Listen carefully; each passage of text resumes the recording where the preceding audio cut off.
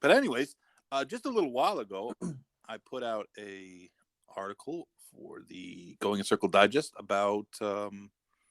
Things. about our hopes for the new year, and that comes on the heels of last week. We put like a little bit of a look back on the 2022, some of the things that stuck out in our mind.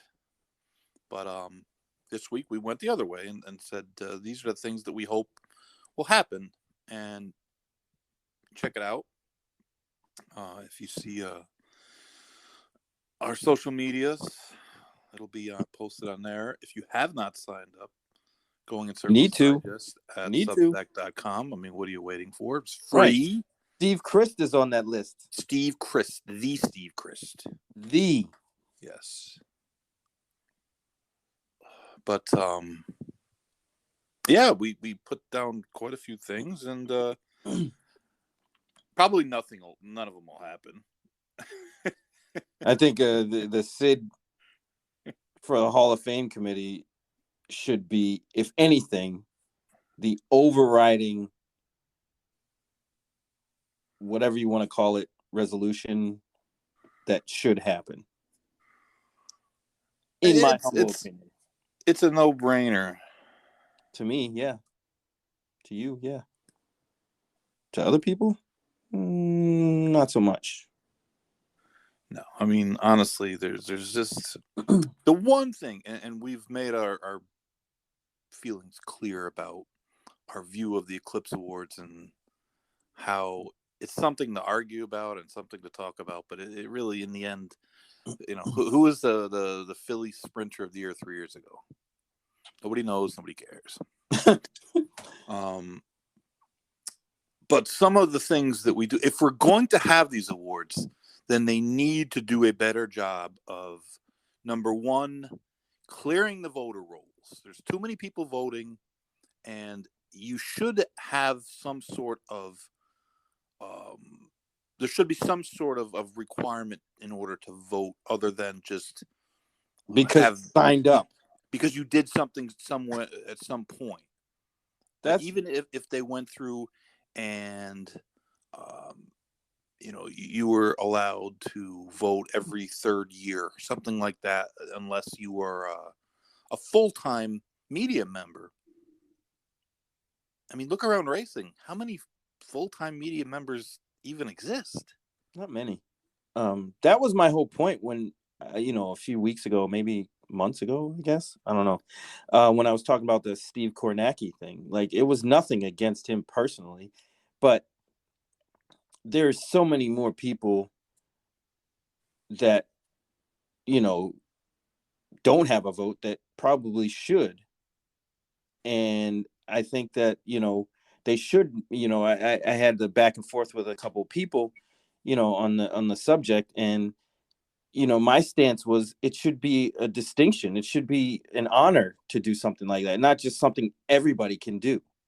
There should be some, legitimate criteria for somebody to be able to vote, to make it mean something.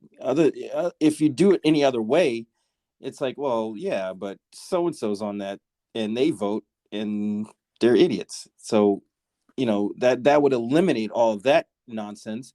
And then the end of the year award, beyond the breeding implications, would actually mean a little bit more, I think. But, that's just from where I'm sitting. The game changed. It changed in the way it's covered.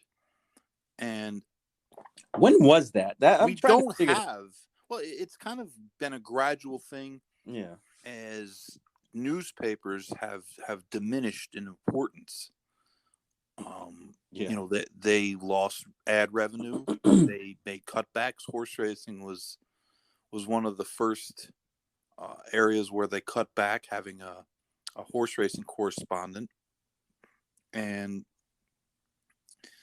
because of that, we've lost much of our independent media, which is a big problem for the business, for any industry that doesn't have any sort of media oversight, meaning that, yes, the media doesn't have any authority to do anything, but they can call you out for doing something. And in racing, we don't have that. And you and I and other people, we all know that there's retribution to be paid in racing if you get out of line. And if I worked for, you know, the Chicago Tribune, or the L.A. Times, or the New York Times, well, racing could none of those people could do anything to me. I could write whatever I wanted as long as I stayed within bounds, and they could get mad, they could be upset, but they couldn't get me. They couldn't prevent me from getting a job, or they couldn't try to Right. cancel They me. can't dox you. Right. And be like, And hey, we we're don't gonna we call don't your have that employer. anymore. I mean, almost all of the racing media that we see is either bought and sold, bought and paid for, excuse me, or it's an arm of an ADW, or an arm of the Jockey Club, or it comes from the racetracks itself, so it's actually not journalism, it's PR, and racing suffers because of it. Racing suffers greatly because of it. There would be a lot more focus on some of the things that don't get the focus. There would be a lot more questions asked. There's no Andy Byers or Stephen Christ, and you can make fun of Byer because of his Derby slump, and you might not like his speed figures, but the fact of the matter was the guy was a brilliant rider for 35, 40 years in racing, and he wasn't afraid to ask the hard questions. And that's what keeps people honest. That's what makes, creates change.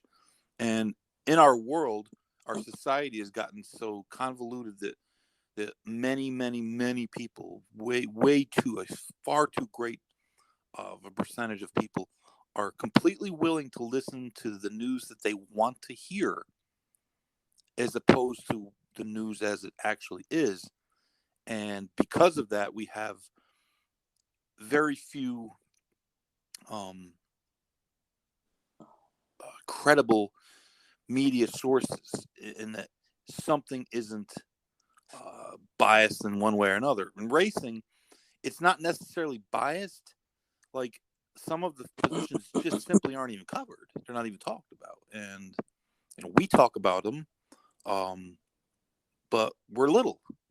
We don't have the outreach of the New York Post, or a big media company, and that's unfortunate, because tracks have gotten away with a lot of stuff. Some of the stuff that we wrote about, we're about in this article today. Yeah. The fact that the PDD, the Permanent Disabled Jockey Fund, still doesn't have an industry source of revenue. Yeah, that's egregious. I'll go to my grave on that one. Like, that's terrible.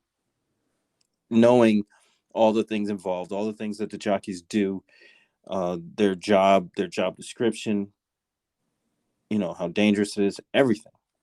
No insurance, all that kind of stuff. It's